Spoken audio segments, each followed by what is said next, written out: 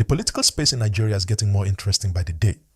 And right now, many serious conversations are happening quietly among top political figures as the country gradually moves toward the 2027 general election.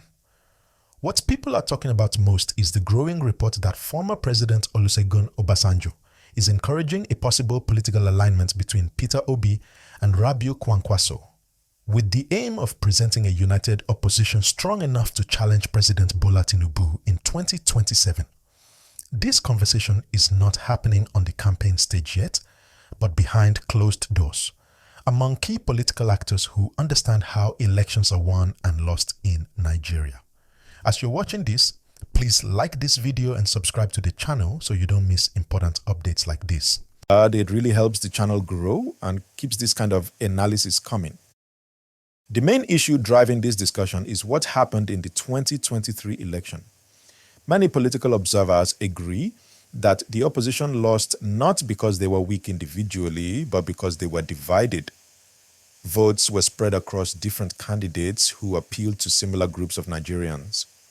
When you look at it carefully, the combined support of the major opposition figures was larger than what the ruling party secured.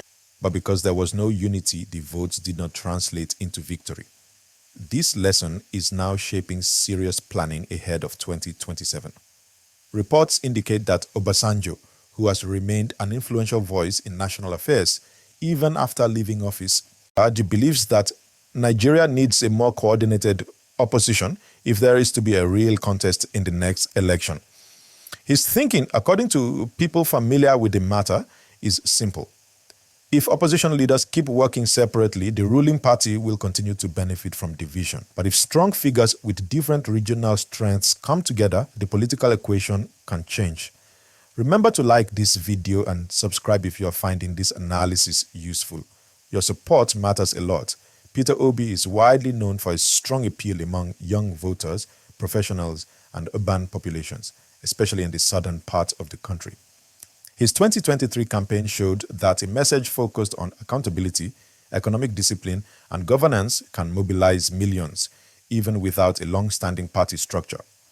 Kwankwaso, and on the other hand, commands a loyal grassroots base in the north, particularly in Kano and surrounding areas. His influence is built on years of political organizing and personal connection with supporters. When people talk about a possible Obi-Kwankwaso alignment, what they are really talking about is the idea of merging these two different but powerful support bases into one national movement. As this gist continues, don't forget to like this video and subscribe to the channel so you can stay updated on how this story develops. What makes this situation more interesting is that these talks are said to be happening early. This is not election year yet, but planning has already started. Committees are reportedly being discussed, consultations are ongoing, and trusted political intermediaries are moving between camps. Nothing has been formally announced, and there is no official agreement on position or party platforms yet. But in politics, early conversations often set the tone for what comes later. At the same time, it is important to understand that Nigerian politics is never straightforward. Ambitions are strong, and every major figure believes in their own chances. Some leaders within the opposition do not see themselves stepping aside easily. This means negotiations, compromises, and realignment will take time, and some plans may change along the way. Still, the fact that unity is now being discussed more openly shows that many political actors recognize that the old way of running fragmented campaigns may no longer work. Please take a moment to like this video and subscribe. It helps push this content to more people who want clear and simple political analysis. From the ruling party's point of view, these developments are being watched carefully.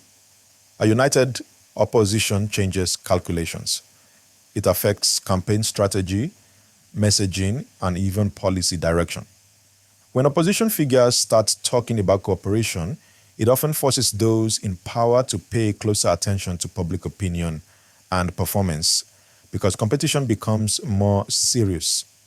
For everyday Nigerians, this story is important because it speaks to choice and balance. Elections are stronger when voters feel there are clear alternatives. Whether or not this proposed alignment eventually happens, the discussion itself signals that 2027 may not be business as usual. Political leaders are already adjusting, and the months ahead will reveal who is willing to compromise for broader support and who prefers to stand alone. As always, like this video and subscribe so you don't miss the next part of this developing story. As the conversation continues, one important angle many people are paying attention to is how this possible alignment could change the behavior of political parties themselves. Once serious talks about unity begin, smaller parties start repositioning. Some may see an opportunity to become relevant again by serving as a platform for a wider coalition, while others may try to negotiate relevance through endorsements or majors. This kind of movement usually starts quietly, with meetings, phone calls, and consultations before the public sees any major announcement. So even if nothing looks dramatic on the surface yet, a lot may already be happening underneath. Please remember to like this video and subscribe to the channel so you can keep getting clear and balanced political updates like this. Another factor driving this discussion is public mood. Many Nigerians are paying closer attention to governance outcomes, economic conditions, and daily realities. When citizens begin to compare promises with performance, political loyalty becomes less rigid. This is where opposition figures see opportunity. They believe that if they can present a united and credible alternative early enough, voters may be more willing to listen, engage, and eventually support them. That belief is shaping the urgency behind current talks. It is also important to understand that alliances are not only about winning elections, they are also about shaping narratives. When prominent figures come together, it sends a signal to the public that compromise is possible and that politics does not always have to be about personal rivalry. For some voters, especially those who are undecided or disengaged, this can be appealing. It gives the impression of maturity and seriousness. If you're enjoying this breakdown, don't forget to like this video and subscribe. It really helps the channel reach more viewers. Looking ahead, the next major test for these discussions will be consistency. Many alliances in Nigerian political history have started with excitement, but later collapsed due to disagreements over structure, leadership, or direction. This is why observers are watching closely to see whether these conversations move beyond informal talks into something more concrete, like shared policy goals or coordinated public appearances. Until that happens, everything remains a work in progress.